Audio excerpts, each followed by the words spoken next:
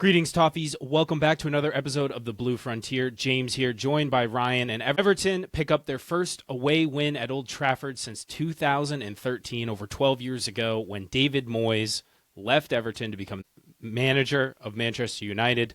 It was Kiernan Dewsbury-Hall's solo effort goal and a determined defensive effort with 10 men for 75 minutes to get Everton 3 points, 2 wins on the bounce. We will get into the dissection of the match momentarily. Before we do that, just a reminder that if you enjoy the show, please leave us a rating and review on your podcast platform of choice. Like, subscribe, leave us a comment on YouTube as well, and find all our links in the description of the episode. Before we get into the main event, Ryan, we start with the summary quote of the day, and it's your turn to choose, so take us away. Yeah, this one was a layup for me. I thought it emphasized my feelings throughout the match incredibly well, and that's on Discord from Bluest192-High Profile Insider. There's no caption. There's no words, really. It's just a picture of the Everton Happy Sad Reversible Critter Ball Soft Toy. And because when I watched that match, I really felt like kind of happy, kind of sad at times. They kind of kept reversing back and forth. I felt like the lack of quality on the ball was similar to when a toddler or some sort of small child is kicking around a soft toy. So yeah, the Everton Happy Sad Reversible Critter Ball Soft Toy it encapsulated me during and after that match, and still has a place in my heart right. And it really rolls off the tongue as well. It's got a really nice name. This was a massive win for Everton, no question about it, and making history. They did at Old Trafford, becoming the first visiting side in the Premier League to beat Manchester United at Old Trafford, having had a man sent off. I think first and foremost, Ryan, we probably should just talk about the sending off. Michael Keane and Idrissa Gana Gueye having a bit of a coming together around the 14th, 15th minute. Keane pushes Gana a couple of times, and then Gana slaps him, touches his face in some way, and the referee shows him a straight red. Bizarre. It was bizarre. Well, I think it was bizarre until you know the backstory. And apparently, Gana's wife has hair issues. She's balding and issues it. And it was something about keeping his wife's name out of his mouth. No, I'm sorry. I take that back. That's not the right thing. This is Ryan's riff corner now, guys. It's taking over the episode. I mean, I'm sorry. After that match, it's like, what the heck just went on? Well, first of all, this idea that, like, we're the first team to beat them, having had a man sent off, that seems improbable, and or the officials have been crooked for a while. But in all seriousness, Gana had a right to be angry with Michael Keane, by the way. He laid a ball off for him. He didn't even move. It was like a statue. Did he overreact? Yeah, maybe. Why is Keane shoving Gana twice, though? That was really bizarre. And pretty aggressively the second time, but there's no excuse for it. I mean, the nice part is Gana went right away on social media, got out there on Instagram. I'll read it real quickly because I think this is, if you really want to see a good example of how to just take care of a narrative and destroy it, this is it. So I quote, "I want to apologize first to my teammate Michael Keane. I take full responsibility for my reaction. I also apologize to my teammates, the staff, the fans, and the club. What happened does not reflect who I am or the values I stand for. Emotions can run high, but nothing justifies such behavior. I'll make sure it never happens again. UTT, 3 hearts." Perfectly said, right? Took ownership for it. We move on. Yeah, I think that's really all you can do. And it was, I mean, it's bizarre, obviously, in the first place, just in its nature. Having a player sent off for hitting his own player, it's almost always the opposition. But then also 2 of the more unlikely guys in this Everton team, like Michael Keane, pretty calm dude most of the time. Gana also very professional, very level-headed, and he was very, very fired up. I really don't know if I've ever seen him so angry, much less as his own teammate, much less in a play where we give up a good opportunity, but we don't concede. We're still level. I just think that is a complete head loss in a way that I've never really seen from Idrissa Gana Gueye or an Everton player, for that matter. My guess is that Keane's reaction was like, what, you really didn't realize that you did something wrong, and he was fired up about it, I guess. It could be a bunch of things, man. I mean, you never know what's going on. It's, lots of things could be going on in these guys' heads, and no excuse for it, though. But that being said, I do think it's worth a discussion whether this is truly a red card or not. So let's read the rule. Violent conduct is what he was sent off for. Obviously, excessive force, brutality against an opponent, that's not it. challenging for a ball or a teammate or whatever. But the second paragraph is, I guess, the one where it says, in addition, a player who, comma, when not challenging for the ball, comma, deliberately strikes an opponent or any other person on the head, which is okay, or face with the hand or arm, is guilty of violent conduct unless the force used was negligible. Now, I'll say this. Is he really committing violent conduct against Michael Keane there? I mean, his face moved pretty good, but I would suggest it's because Keane can't take a punch. I don't know, but was it negligible? It just seems like this is a little bit against the rules. It's funny, David Moyes afterwards came out and said, I want my players to fight. I mean, I'm taking that out of context, but if anyone's ever been around a professional training pitch, I mean, people, they get on each other. They yell at each other. It's a very competitive environment. Not excusing anything here. Gana is clearly the one in the wrong here, even if I feel like Keane's reaction seemed odd as well. It's James, it's hard to argue against that, but, I find it very ironic that in England we're always talking about the intent of the law because they invented, for the most part, the laws of the game. And, the handball is always the one. The intent is not this, that, or the other thing. Sure. But if we take intent out of it, because I can't imagine intent thought, well, it's okay if someone slaps his teammate. Like, yeah. I guess I understand. It's a justifiable sending off, I guess, even though I think it's kind of stupid. Yeah, it's bizarre. It's really hard to wrap your head around. But then you read the wording of the rule. I wondered at the time what the wording of the rule was, because you'd think you would allow for guys like who spend a lot of time together to kind of be competitive and try to get the best out of one another. But it's really the face. Like if it was just sort of a shoving match between them, it's a non-issue. But the fact that he goes to the face, and it's kind of hard to tell how hard he slapped him. Some angles it looks like he really clocked him. But yeah, I mean, when you read the pounds. I know, did you but really clock him? Well, my response to this is like, here's the lesson learned, and I'll share a story as well. So, playing, as you know, I haven't played in a while because of my shoulder, but as someone that's played a lot of beer league hockey, I won't go into the specifics, but an individual very early in the game decided that he didn't like something I did and overreacted and went after me, and I just out of reaction just dropped my gloves, and I was ready to make some suggestions to him as to what I felt about his behavior, and the guy turtled. And so I went back to the penalty box, thought nothing of it. And the referee's like, what are you doing? I'm like, I'm in the box. It's like, you drop your glove, you got to leave. So, I mean, that's kind of the thing. I'm sure Gana was like really mad and, was getting shoved around and reacted that way. But the lesson learned is don't slap him in the face. You can kick him in the nether regions. You can slug him in the side. I mean, I'm saying we don't want to see that. We don't want to see that. I mean, you know what I mean? I mean, that's kind of a bizarrely specific element. It is. The other thing I'll say is too, like, how often do teammates get sometimes they get in each other's grill a little bit, and I don't know. Pickford all the time gets in guys' faces, right? Like that's a normal thing. I'm rationalizing this a little bit, James, but there's something about this that doesn't seem particularly right to me, and I was surprised. A lot of people after the match said that they thought it was kind of a ridiculous sending off, but the letter of the law, it reads what it reads. It just is. Yeah, it is what it is. What I found almost more odd than the slap, because like it's very easy to lose your head in an individual moment, but the length of time that it went on, that Gana had to get separated. Like Pickford comes in, Tart comes in, they're trying to pull him apart, and he's still trying to like go back at him. I think he reacted to the red card though. Actually, that's what really set him off, because he was doing this a lot and stuff. So I think he was mad and probably realized they let it get out of hand. But the card, I think, is what set him off. I could be wrong, but. I clearly they're not going to talk about it much after this. I mean, incident, over, move on. That's the better thing, right?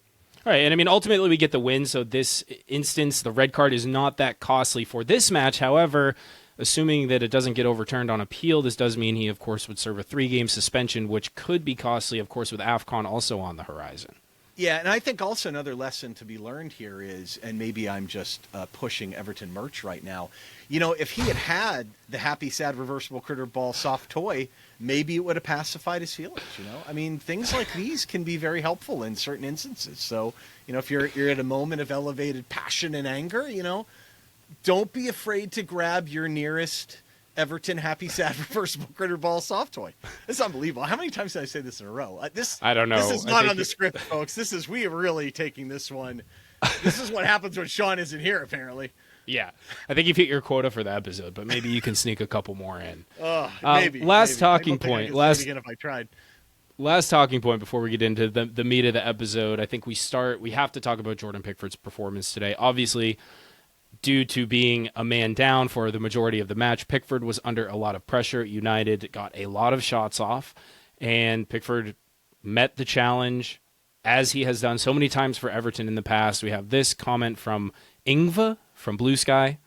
Heroic from all of the 10 players, but Pickford is the main man tonight. Expected goals on target, 1.85 for Manchester United. So that's basically post-shot XG. And Pickford leaves Old Trafford with a clean sheet. A phenomenal performance from him tonight. And to quote Jimmy Cliff, the harder they come, the harder they fall, 1-0. And R.I.P. Jimmy Cliff, but that's it, man. You feel like Pickford just steps up, in those moments. Like there's no doubt in his mind, that he's going to save everything his way. And there were some phenomenal saves in there for sure. I don't think we're going to have too many arguments on the true man of the match there.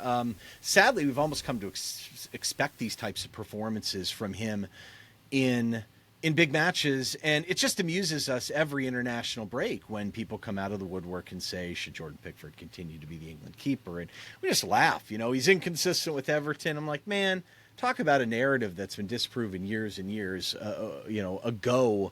Credit to Pickford, though. I mean, he really is phenomenal. I mean, we'll get into the one save on Xerxes. He was just phenomenal. But interesting changes to the lineup, I thought, today. I think Everton benefited from injuries on the United front, but were you surprised about the move at right back here at Everton?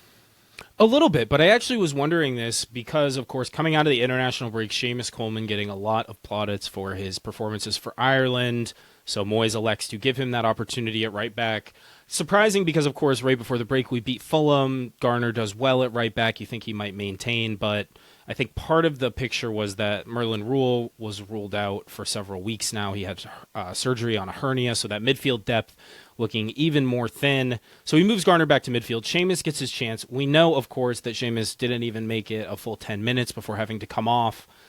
But that's really the only change for Moyes. Otherwise, a similar side to what we've seen for many games this season. But as you mentioned, Ryan, United are missing some key guys leading the line.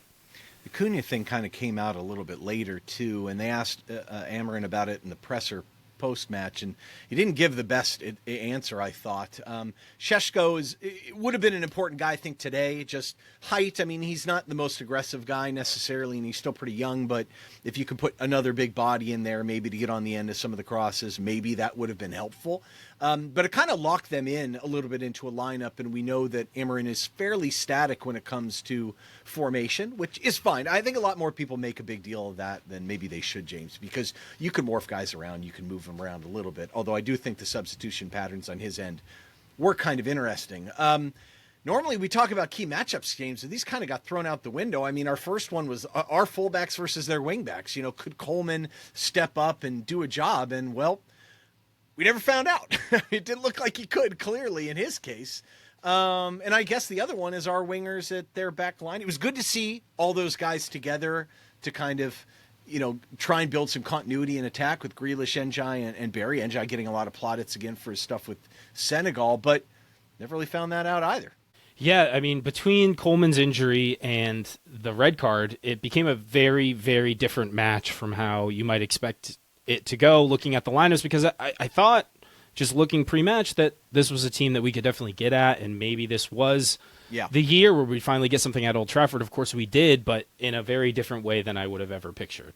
Yeah, and I mean, there have been some matches where we've taken a point there and been okay, but the best matchup, I would argue, today was the debate of quickness versus reach and Ghana versus Michael Keane. I know that's a bad joke, but that literally, I mean, there were some things going on there, some matchup issues. For the most part, when you're down a guy for that long, and United was trying to play fluidly, they did, matchups kind of go out the window a little bit when you got to defend somewhat as a team and you're defending smaller space.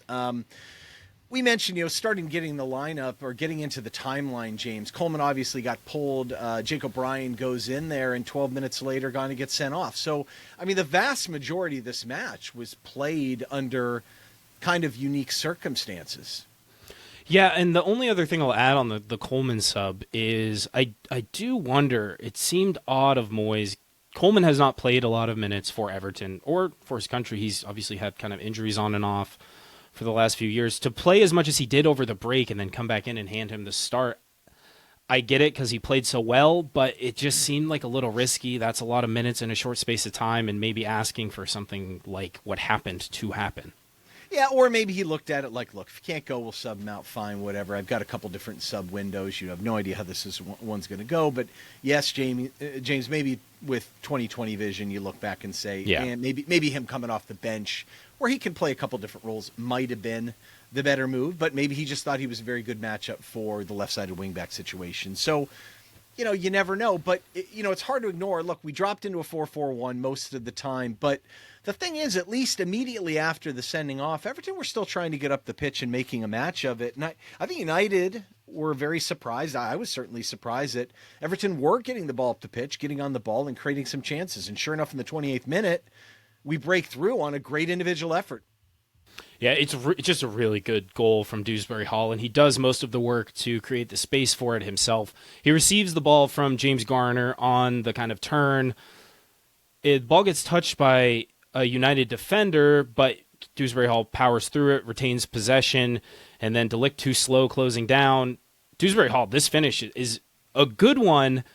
It's not top bins. You kind of have to look at the keeper, maybe could do a little bit better there, but Kiernan Dewsbury-Hall puts the pressure on him and reaps the reward. It's a good shot by him, considering the circumstances. He has to release it a little bit quickly. I thought Yoro and De Ligt did terrible job here. I find that pretty ironic considering those are the two guys they bought instead of paying what they should have paid for Jared. Glad they didn't. But yeah, I mean, the expected GOT on this one, the post shot XG is 0.25. I mean, he gets a hand on it too. I don't think he can let this go. But look, man, I mean, that's in every matchup, in every match we have when we go position by position, you want to win some of those. And Jordan Pickford has won the goalkeeping matchup more often than not in terms of just having pure quality out there. And I think he was a difference maker today for sure. This is a moment, right? And I mean, if this is our only shot, really, if you don't save it, this is what happens, and goals change games. And it changed us a little bit. I still felt we kind of went at them a little bit the rest of this half, but it's hard to ignore because we didn't have a single shot after this. Yeah, I still liked the way that Everton were at least sort of trying to get at United, keep them on their toes, having to defend a little bit, even though we didn't create many opportunities, and it did start to be a little bit of all United. I mean, in the 32nd, they had a Xerxes cross that Dorgu was pretty open on the far post, couldn't finish it. A couple other opportunities, Diallo had one, Bruno had a couple decent long shots, forcing a save from Pickford. And then in the 46th, right before, I think in stoppage time, Mbeumo picks up the yellow for pushing Garner in the back. That might have been interesting, just getting some of their guys on yellows. But as you say, we didn't create another shot. We didn't have many other notable chances. And nevertheless, we see out the rest of the half and don't concede. It sets everything up for an interesting second half. Yeah, and the bottom line is, I mean, in times they were defending well, even though they had the player up pushing up higher. Now, there was fouling there for sure, but that and also if you look at, we had a couple set pieces later, we'll talk about that in the second half, where we didn't really generate anything due to fouls and stuff. But that's why we didn't have a lot of shots. There were a couple moments where we had chances to break. I do think, though, we came out in the second half and sat behind it a little more conscientiously. Because, I mean, if you look at this first half numbers, they're not that one-sided, really. Yeah, no, definitely not. It's interesting. I mean, obviously United have most of the possession, more accurate passes. But one stat that I think exhibits what we're talking about, Everton looking to push forward, we had 66 passes in United's half and only 57 in our own. So a lot of our possession was coming higher up the pitch, moving the ball around well. 40% on long balls, we had 12 accurate. That was helpful as a bit of a release sometimes because we were up against it so much. But overall, United get the better of the XG. I mean, they have a ton more shots, 8-3. One big chance missed. But again, Everton escape, and Amarim has a problem to solve in the second half, which I think coming out, he makes the sub right at the break, bringing on Mason Mount, and give United a bit more attacking, a little bit more possession in the final third, looking to create some chances. What did you think of the sub? Mazraoui's a good player, obviously, but it makes sense. I mean, he's played Mount kind of in a more aggressive role like that as well, too. I think what I was a little more surprised about is they make these subs in the 57th, where they pull Casemiro and Dorgu out and they put Delo and Mainu in, which makes sense as an attacking standpoint. But that's it, James. They didn't make a single sub after that. So look, I'm there's nothing wrong with playing 3 center backs, and Luke Shaw's not really a center back, so what are we talking about here? But, I mean, he's not amazing on the ball anyway. It's not a big deal. If you want to keep the lead on, fine, although I think he complicates pushing up higher a little bit. I look at the bench, and maybe Aurelio Lisandro Martinez isn't quite there. Malacia, Ugarte is a walking foul, but I mean, don't you think one of those guys might have been a better option? But then you also kind of ask yourself, how is it that Manchester United only have these options on the bench, too? And you kind of wonder, they did opt for more quality versus quantity this summer. So there's a little bit of that. But you look at that lineup, though, James, there's plenty of attacking players there, you think, to create. And they did create some big chances, and Pickford came up really big the rest of the way. I wasn't especially impressed with how they played, though. I didn't see a tremendous sense of urgency. There wasn't a lot of quality. I think Everton stayed compact and stayed tough, but they weren't that aggressive going out on guys. I thought Bruno had time and space several times on the ball and didn't quite deliver, and they missed some shots as well, too. But, you know, Mbeumo missed a pretty big opportunity in the 62nd after this, and they started putting the pedal on the gas a little bit. Mount has this massive chance in the 70th and just cuts it back to Bruno, fires it over. That's one you expect him to do a little bit better. But to me, the big chance in the 79th, this is where Pickford just makes his money. Yeah, this is the diving save. Xerxes has a very good header, well taken. Pickford gets his fingertips on it to push it wide. This was a massive, massive save. I think the biggest one of the match, really changed things. And yeah, as it wore on, you're watching, at least myself, I'm watching the second half just kind of waiting for them to equalize, because that's what you expect down a man. And then at what point do they equalize, and then the period after that's going to be absolutely chaotic because they're going to push for the winner. This would have been, at 79 minutes, set things up for a very, very, very scary last 10. So Pickford's timing, the way he gets to it, the reaction is just unbelievable. And as you say at the top, kind of what we've come to expect from him. We take stuff like this for granted, but it's worth just taking a moment to reflect on how good a save this is. His hands are so strong, it's unbelievable. Like, he gets his fingers on balls, and it's like my head. You know what I mean? Like, they're so strong, the ball's not going through it. It's amazing, really. And he just has so much power to be able to parry that thing wide. He gets his feet under himself and still sets and goes after it. I mean, first of all, Premier League goalkeepers are amazing, but this guy just comes up big repeatedly. Bruno actually has a really dangerous shot right after this one. But then we make a sub, which I think is interesting. Like, in this type of match, Irabunum is perfect. Like, this is, you want someone in there that's going to bring legs. Njai looked pretty beat. Yeah. Tierno Barry, to his credit, we'll talk about the numbers later. I think he gave them something to think about all match, and worked really hard. It was good to see. You could tell he was feeling the energy. Maybe he was benefiting from the applause he got from last match, which is good to see. And Beto gives them something a little bit different to think about, even though he never quite broke through. But he did give them a bit of an outlet alternative in a few moments. Some odd things happened the rest of the way. This is where Jack really kind of grew into the match a couple times, getting Ahmad to lose his mind and foul him. The foul throw. What was that? He was clearly in bounds when he threw it. It's like, what? It was so weird, man. It was so odd. We make a double sub, maybe a little bit late, but Charlie and Dwight come on for Grealish and Dewsbury-Hall. Dewsbury-Hall was fantastic, I thought, showing a lot more metal defending deeper than I think you can grow to expect from him. As bad as United were, you can't discredit the amount of work, and Jack Grealish, too, were putting in. That being said, you kind of thought Charlie and Dwight are pretty good at kind of carrying the ball from deeper, and you thought if we're going to get one to seal it, and they had a couple chances, never quite came through. What about the save in the 88th minute? This one was also excellent to tip it over the bar. It's a free header for Xerxes. He does good movement to create space for himself. I don't think he makes the best contact, but it's kind of looping and dropping, and Pickford just rises up and pokes it over. Yeah, it is tricky. Pick does extremely well. I do like the double sub from Moyes there. As you say, maybe a little bit late, but otherwise, those are the guys who you want carrying the ball. And Charlie did. You mentioned it. Had those couple chances where like just a little tighter touch, and he's away. Beto was making some interesting runs. So we almost really took advantage. And then as you get into stoppage time, they send the keeper forward. We almost had another one on the break. But before that, you have the delete. This is the chance. It falls right to him. Falls right to him, good weight on it, and he just can't get anything on it. It's a weak shot that kind of goes right at Pickford. It's an easy save for Pickford. He just goes to his side and gathers it. That was huge, and that would have been that would have left a really bad taste in my mouth if that one had gone in.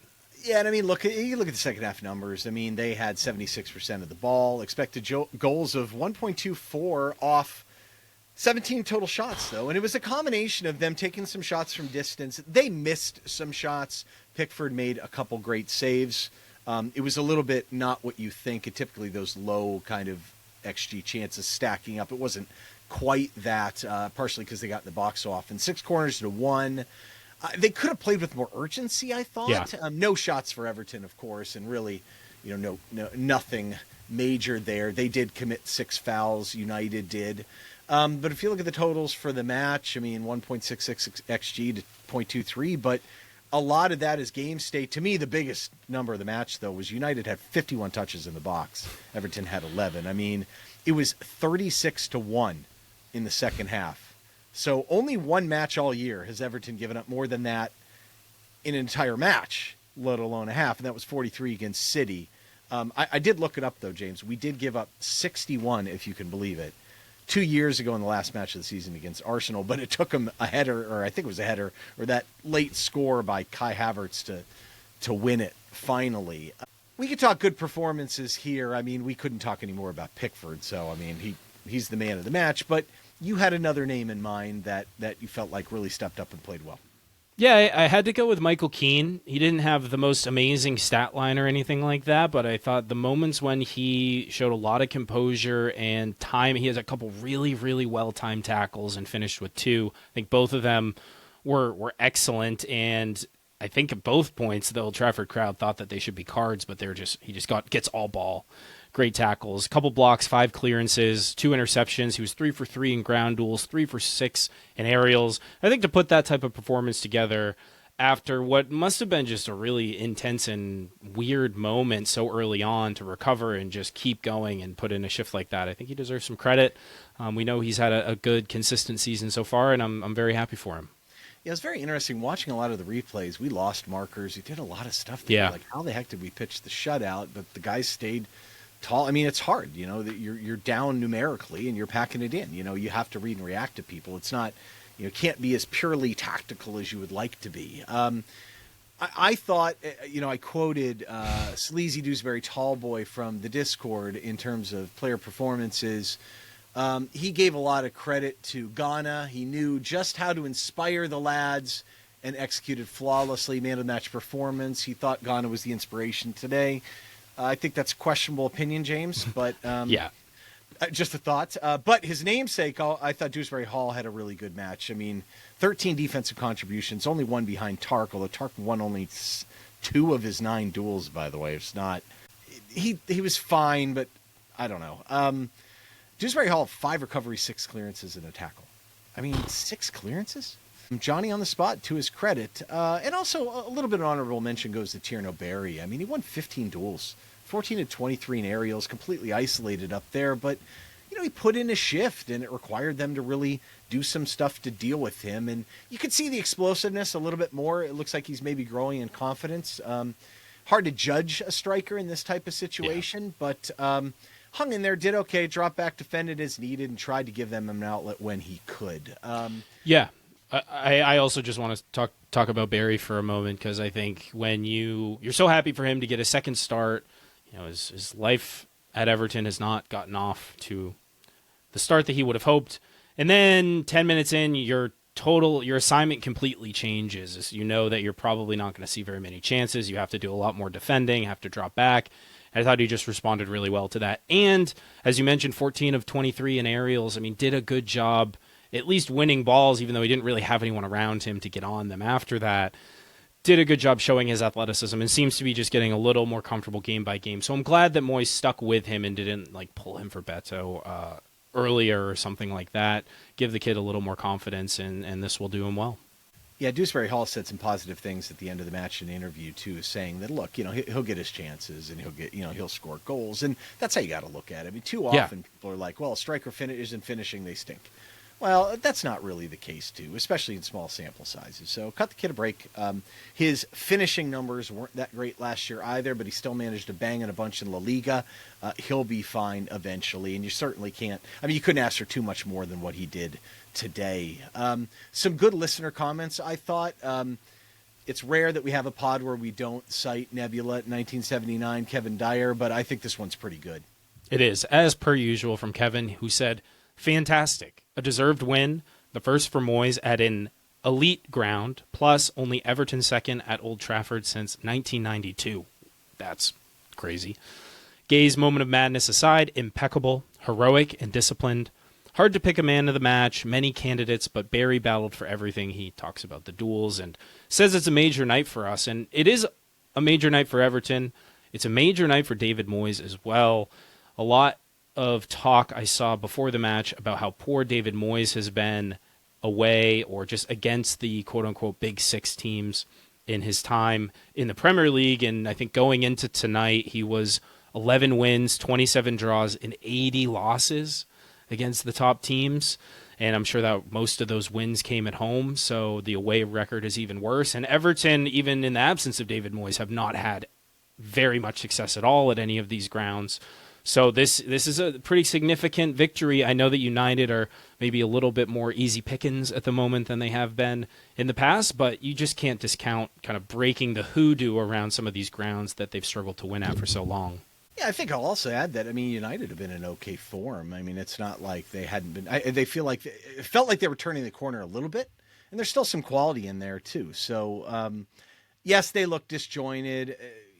I can't give Everton all the credit, but that's how it goes. You're down a guy. I mean, if the other team is going to be phenomenal, you're going to lose. So, that's how the game works sometimes too. And you can't question the courage of the Everton players. And 100%. I think Andrew Malone nails it too in that regard as well. Yeah. 4_ Bugsy 4_ from X, Andrew Malone. 10 fantastic performances. Tried to set the pace from the start, then defended brilliantly after the red between Barry, Keane, and Pickford for man of the match for me. Not that I care, but I'd be raging at Amorim if I was a United fan. Yeah, I mean, I think you are playing against 10 for that long. You expect to win that match point blank, period, regardless of who you are. I just feel like they didn't execute, though. I mean, they had 51 touches in the box, man. And it wasn't all free kicks and stuff. They had the ball in there. They did well defensively, pinching them in. At that point, how much design are you going to have? You've got to tell them basically how to attack, but that's it. I mean, Everton guys aren't going anywhere. You're not running it's not like American football here. You can't design up blocking schemes down the middle against these guys. But, I mean, Amorim was fairly critical of his team after the match, too. He thought Everton were the better team and deserved to win, which is a very interesting perspective. He didn't bemoan bad luck or anything. He gave credit to Pickford. He's like, that's kind of what I expect, from a top-class keeper. So and I agree. United had not a sense of urgency, I didn't think at times. They didn't seem to quite have the right identity, and Everton's credit, they had numbers behind the ball, defended well. I thought especially on the wings, too. I mean, there were a lot of crosses that went in, but not too often were they absolutely amazing crosses. And the guys in the middle, blocked guys, didn't get people all the way to the net. Xerxes had some chances. He has some quality in him. I don't know if he's ever really going to be kind of that great player that maybe he should be with his talent. I thought he took his chances well today, but Pickford just stepped up and played a great match, too. Yeah, and we're thankful for it. I mean, again, you talk about luck. I mean, it really, Everton could not have had, outside of conceding 1 or 2 goals, you couldn't have had much worse luck in the first 15 minutes. And to respond to that in the way they did, I think it's remarkable. Away from home again, all of the narratives. It's a phenomenal win, and it's 3 points that I did not think we would have about 2-3 hours ago when the match was going on. So that's the amazing part. You think about it, you're like, God, what bad shows of leadership early, and I mean, Dewsbury-Hall yelled at someone too, yelled at Barry at one point on a set piece where he didn't make the right run, and you're thinking, what is going on here? Yeah. But by the end of it, you saw the character in this team. It's shown through, and you don't hang on and win matches like this without some outstanding performances and frankly a lot of character. I mean, it's very easy to get worn down, and you just didn't see it, man. I mean, there's a lot to be proud of if you're an Everton fan with this side. They play hard. Boy, the table's really congested, isn't it? Yeah. It is a weird one. I mean, this win put us level on points with Spurs, United, and Liverpool. We're above Liverpool in the table at the time of recording. And as Toffee Liz from our Discord points out, 2 points off Europe, 5th place, 3 points off 4th, 4 off 3rd. But then on the other hand, you're 7 off of the relegation spots. So it's a very congested table, which I guess, we're still early in the season. Yeah. And I think maybe we got a little bit accustomed in the last few years of the promoted sides being so bad or 3 teams being just absolutely terrible. We were often among those teams. But yeah, I mean, Forest have responded super well and kind of gotten themselves out of what looked really bad. Deitch has done a pretty good job. He's got a lot of talent, obviously.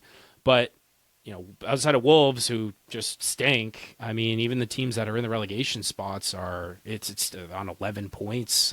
It's tight down there. Yeah, it's hard to get too carried away with the table, to your point. It's just early and it's just kind of crazy. I mean, second place Chelsea has 23 points in 12 matches. That's not an amazing return. So I think that naturally is going to make things look a little bit tighter. To me, I think going into this match, it was hard not to look at the schedule and think, man, this is going to be rough. We've got Newcastle next. Granted, that's at home, and they're not playing great. But then you got to play at Bournemouth, which heaven knows we never play well there. You've got Forest at home that are playing a little better, at Chelsea, and then Arsenal at home. And that's a tough sequence. And I was thinking out of those matches, including today at Old Trafford, which we normally don't do all that well in, I'm thinking, if we get 8 points out of the next 6, I'd be pretty happy. And no, not 6-7, thanks. But, now it's suddenly, right, exactly, 5 out of the next 5 is certainly doable. I mean, I think there's a win or 2 in there possibly.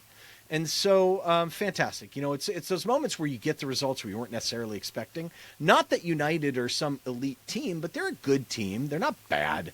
And they're playing at Old Trafford where we struggle, and it's not the easiest place to play. So I think it's really just starts off coming out of the break like we finished the break and started the break as well as we could possibly expect it. And while I'm concerned about Ghana moving forward, not being there, taking the 3 points is certainly more important. And you've seen some emergence in some other players, and I'm confident Moyes can maybe get a trick out of some of them. Yeah, and I think if you look at the schedule and you talk about the match today, or even just the table as a whole, it's super tight. Seems like Bournemouth are getting beat by teams you wouldn't necessarily expect. Teams are just losing outside of Arsenal. Everyone's kind of beatable on their day, and I think a lot of people have bemoaned the quality of the league this year, but I think it just makes it interesting to know that there aren't these clear runaway top of the table. Wait. Hold up. Clear top runaway of the table? Didn't we have the Premier League champions spend $500 million? They're running away with it, aren't they? I mean, that is just is the cherry on top of this season. Is just how many points do they have right now, James? They have 18. They have 18. Same how many as do we Everton. have? We have the same amount. I mean, and we're above them on goal difference, so it's a beautiful thing. But I think you look at the United result today again. That team is in decent form, but you always wonder as an Everton fan, I think, how much of the weight of the previous results in history at the venue are going to play in, and you just don't expect, even if they put it together, they've put out worse teams than that and beaten us handily. So I'm just glad that we were able to get the 3 points, move on, and as you mentioned, it's a tough schedule coming up. But after Arsenal, we don't play another quote-unquote Big Six until February 21st when we play United at home.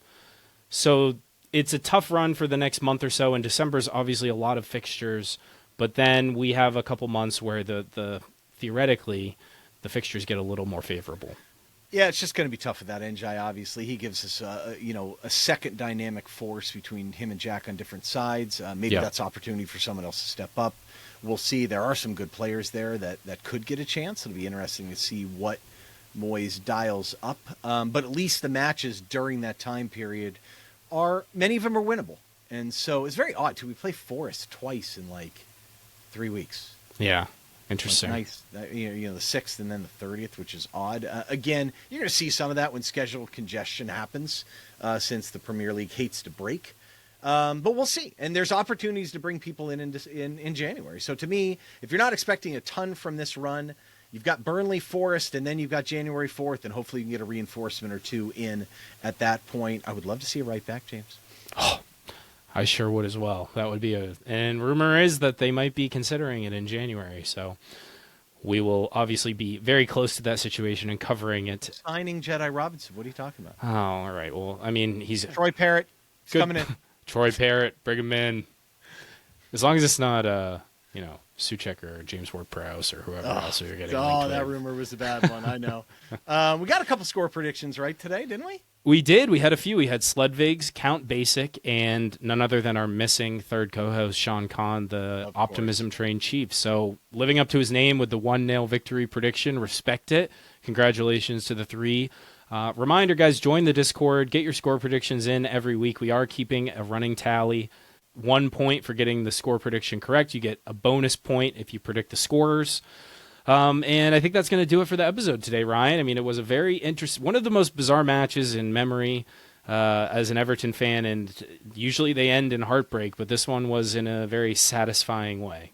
It was a strange match. Like, it was one of those ones where the storyline itself and the way it played out is not something I've seen a lot and have watched a lot of Everton matches. And I think that's what made it so odd for me. Like, I wish I had more commentary or things to say, James, but it was just very bizarre. And that's what happened. So you get an early card like that, especially when a team is up a goal and got a fantastic goal out of it, you kind of know a little bit what it's going to be like, but the results themselves held. And that doesn't always happen with Everton. It doesn't always happen often in this type of situation. So you take these results when you can get them, and you count your blessings and you move on. I mean, we could do another segment of thoughts and prayers. I think United have a couple here, and the Telly Liverpool fans were out going crazy. I love those out there on YouTube. Those are always fun to see.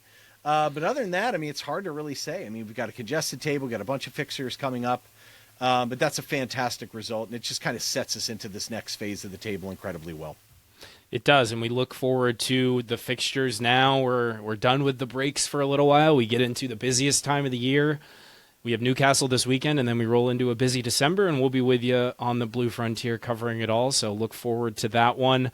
Go ahead, Ryan. Well, the only thing I'd say, too, and if you're struggling during the holidays, we've talked about this a little bit. I'm not getting into the mental health thing, but I am getting into, once again, one more endorsement of the Everton Happy Sad Reversible Critter Ball soft toy. So I'm just saying, if you feel like things aren't going your way, and you just want to kind of maintain status quo and you want to feel a little bit better about things, I mean, this little critter could be the inspiration, combined with Ghana getting us all fired up with the slap. I mean, you talk about turning points of momentum. We talk about it all the time on this pod. So it's the combination of Ghana's inspirational slap as well as maybe Everton's Happy Sad Reversible Critter Ball soft toy. It's awesome. 17 centimeters, you know that, right? In diameter, I think. 17 centimeters. Right? 17 centimeters, $27 US, and it can be yours today. We're not getting paid by Everton, by the way. They are not paying us. I better have an endorsement deal after this one. We're going to have to talk to Dan Friedkin about that. Get us a cut, Dan. Please. Please. We're pumping these ball toys all over the place. I blame Lewis. This is totally his fault. Yep, he's derailed the episode. But a great win for Everton, and I think a good note to end on. So thank you all for tuning in. We hope you have a fantastic Thanksgiving, and we'll see you after the Newcastle match. Until next time, remember, like, subscribe, leave a comment. If you enjoyed the show, up the toffees.